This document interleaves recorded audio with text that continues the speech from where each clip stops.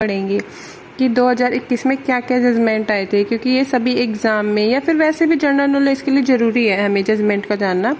तो देखिए first judgement क्या आया था। उच्च न्यायालय के समक्ष संवैधानिक चुनौती का समाधान किया जा सकता है। सुप्रीम कोर्ट ने जीएसटी अधिनियम के प्रावधानों को चुनौती देने वाली याचिका खारिज की। मतलब जो संवैधानिक चुनौती का जो समाधान करना हो तो पहले हम हाई कोर्ट के पास जाते हैं। अगर हाई कोर्ट को लगता है कि उसके लेवल का नहीं है ये केस, उसको सुप्रीम कोर्ट को देना चाहिए, सुप्रीम कोर्ट को लगता है कि हाई कोर्ट का जो मामला है वो मुझे सुलझाना चाहिए, तो वो अपने आप लेता है। परंतु संवैधानिक चुनौती का सामना करना हो तो पहले हमें हाई कोर्ट के पास जाना होता है। तो इसी चीज के बारे में इसमें बताया गया है। तो देखिए कौन से केस में आया था, Devendra Dwivedi versus union of India के केस में आया था। अभी सेकंड देखिए, अपार्टमेंट क्रेता समझौते में एक तरफा और अनुचित क्लोजों को शामिल करना एक अनुचित व्यापार व्यवहार है।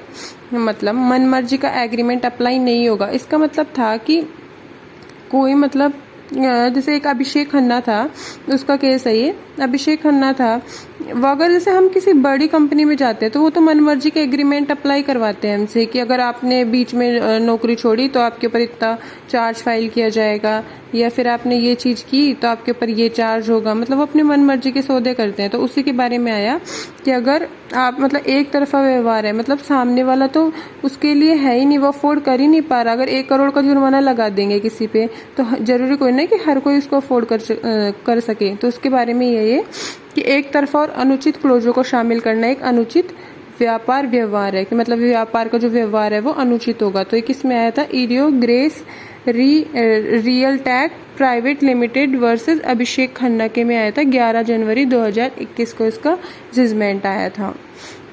ये देखिए अब ये वाला जो केस है ये था कि सहमति से बना मामला नाबालिग के अपहरण के आरोप के खिलाफ बचाव नहीं है। इसमें क्या हुआ था कि एक 16 वर्षीय लड़की थी, जो उसने क्या किया कि उसने, अब ये तो नहीं पता कि उसने बोला था या नहीं बोला था, पर जो मतलब जिसके ऊपर केस फाइल हुआ था उसने ये बोला ये तो खुद की सहमति के हिसाब से गई थी, इसको मैं जबरदस्ती नहीं लेके गया। परंतु क्या थी, वो नाबालिग थी। तो नाबालिग का अपहरण तो वैसे ही बचाव नहीं करवा सकता। तो उसी में आया था ये अनवर सिंह के मामले में।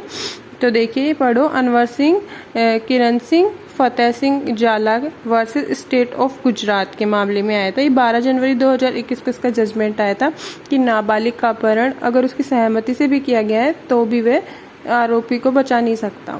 ठीक है, अभी नेक्स्ट केस देखेंगे। पदोन्नति के लिए योग्यता के रूप में उच्च शैक्षणिक योग्यता का निर्देश असंवैधानिक नहीं है। मतलब जो डिपार्टमेंट है वो हायर एजुकेशन मतलब मेरिट बेस पे पदोन्नति के लिए मतलब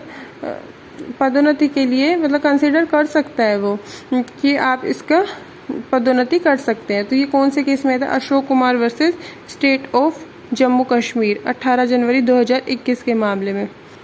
अभी नेक्स्ट देखेंगे, कोर्ट के आदेश की जानबूझकर अवज्ञा करने के बराबर। मतलब कोर्ट का जब कोई आदेश जानबूझकर अवज्ञा करता है तो जो ये कोई ना कि कोर्ट बस ये सुन के ही उसको सजा सुना देगा, नहीं, पहले वो पूरे मतलब उसकी इन्वेस्टिगेशन करेगा, बेस जानेगा कि मतलब इससे उसने क्यों किया, तो जानबूझकर किया या परिस्थितियों के अनुसार तो नहीं हो गया उससे, तभी वो करेगा। तो ये कौन से केस में है, रामा नारंग वर्सेस रमेश नारंग 19 जनवरी 2021 को इसका जजमेंट दिया गया।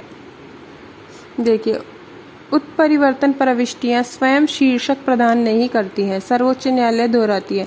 मतलब जो उत्परिवर्तन प्रविष्टि जो म्यूटेशन है वो अगर हम कहीं मान लो हमारे कोई विल है या फिर कहीं हम उसकी एंट्री करवा देते हैं तो उससे क्या टाइटल चेंज हो जाते हैं, नहीं, स्वामित्व भी तो होना चाहिए ना उसके ऊपर। तो ऐसी केस में आया कमिश्नर ब्रूनाथ बेंगलोर महानगर पालिका वर्सेस फरुल्ला खान के मामले में आया था।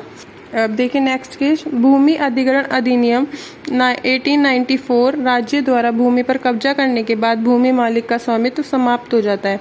मतलब अगर राज्य का कब्जा हो गया तो जो भूमि का मालिक है उसका स्वामित्व स्वयं समाप्त हो जाता है। तो ऐसे किसमें है, Assam industrial development corporation limited versus Gilpuri tea company limited 28 जनवरी 2021 को इसका जजमेंट आया था।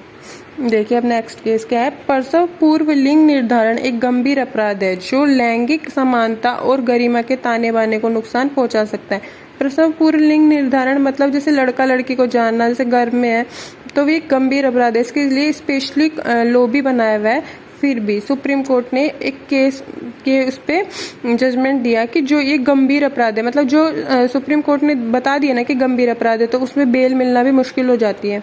तो देखिए, लैंगिक समानता और गरिमा के ताने बाने को नुकसान पहुंचाता है, तो इसमें सुप्रीम कोर्ट ने इसमें सख्त कर दिया इसको। और ये कौन से केस में आया था? रेखा शेनगर वर्सेस स्टेट ऑफ एमपी के मामले में इसने दिया था। ये बहुत इंपॉर्टेंट केस है क्योंकि इसके लिए स्पेशल कानून तो बना हुआ है, फिर भी इसको सुप्रीम कोर्ट ने अपराध बताया। अभी नेक्स्ट केस देखिए, भ्रष्टाचार समाज के खिलाफ अपराध है। Supreme court Gujarat high court के एक आरोपी को बरी करने के फैसले को खारिज किया।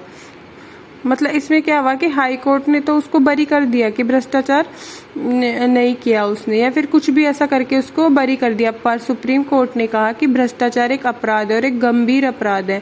और वो कौन सा केस था? स्टेट ऑफ गुजरात वर्सेस भाल चंद्र लक्ष्मी शंकर दवे। 2 फरवरी 2021 को इसका जजमेंट आया था।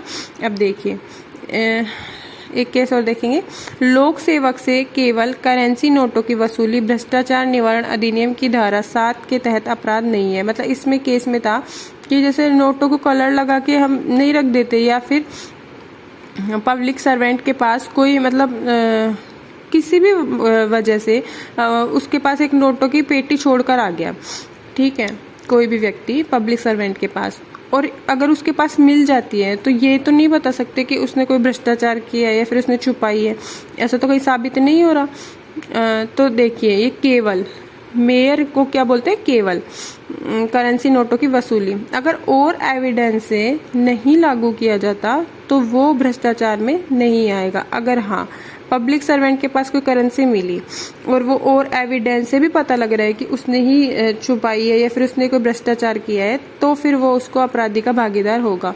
ये आया था N Vijay Kumar versus state of Tamil Nadu, 3 फरवरी 2021 को ये मामला आया था। ठीक है, वीडियो को देखने के लिए धन्यवाद। सब्सक्राइब और लाइक और शेयर जरूर करें।